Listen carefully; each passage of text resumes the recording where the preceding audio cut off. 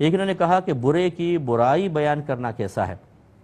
دیکھیں، برے دو طرح کے ہوتے ہیں، ایک اعلانیہ طور پہ برائی کرنے والے، دوسرے ایسے جو چھپ کر برائی کر رہے ہیں لیکن آپ کو پتہ چل گیا۔ جو اعلانیہ طور پہ برائی کر رہا ہے اس کی برائی کا بیان کرنا یہ غیبت نہیں ہوتی۔ نبی کریم صلی اللہ علیہ وسلم نے فرمایا جس نے حیا کا پردہ اپنے چہرے سے ہٹا دیا اس کی کوئی غیبت نہیں ہے، تو وہ تو آپ بیان کر سکتے ہیں۔ یہ جواز یا عدم جواز کی بات کر رہا ہوں، کوئی فضیلت نہیں ہے کہ بیان کریں تو بڑا ثواب ملے گا، بہتر ہے نہ ہی کریں، لیکن کر دیں تو گناہ بھی نہیں۔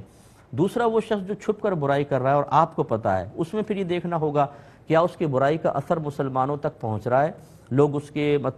اس برائی کو نہ جاننے کی وجہ سے دھوکے میں مبتلا ہو کر نقصان کا شکار ہو رہے ہیں کہ نہیں ہو رہے۔ جیسے کوئی غلط قسم کا عامل ہے، وہ یہ کہ آپ جانتے ہیں یہ فراڈ کرتا ہے، لوگوں کو بلیک میل کرتا ہے، غلط قسم کی تصویریں بنا لیتا ہے اور دیگر جیسے آج کل بہت سارے جعلی قسم کے عاملین ایسا کر رہے ہیں، تو اب اگر وہ سب کے سامنے عیاں نہیں ہے، آپ کو پتہ ہے، تو پھر اس کو ظاہر کرنا واجب ہے، کیونکہ نہیں کریں گے تو آپ کے مسلمان بھائی بہن مسلسل نقصان کا شکار ہوتے رہیں گے۔ یا کوئی دکاندار ایسا ہے جو چیزوں میں بہت زیادہ ملاوٹ کرتا ہے اور آپ کو پتہ ہے یہ ملاوٹ کرتا ہے اور دھوکے سے لوگوں کو بیچتا ہے، تو پھر اس کی برائی کو یہ بیان کرنے میں حرج نہیں۔ اور تیسری قسم کی برائی کہ کسی شخص کی برائی عام نہیں ہے، آپ کو پتہ ہے اور اس کی ذات کے ساتھ خاص ہے، کسی مسلمان کے لیے نقصان کا کوئی پہلو نہیں، اس کا پردہ رکھنا واجب ہے۔ اصلاح ضرور کریں اس کی، یہ نہیں کہ اس کو چھوڑ دے کرتے رہے بھائی، اصلاح ضرور کریں، لیکن اس کو بیان کرنا شرعاً جائز نہیں ہوگا۔ اور اسی کے بارے میں سرکار صلی اللہ علیہ وسلم نے ارشاد فرمایا جو اپنے مسلمان بھائی کا پردہ رکھے اللہ تعالیٰ بروز قیامت اس کا پردہ رکھے گا۔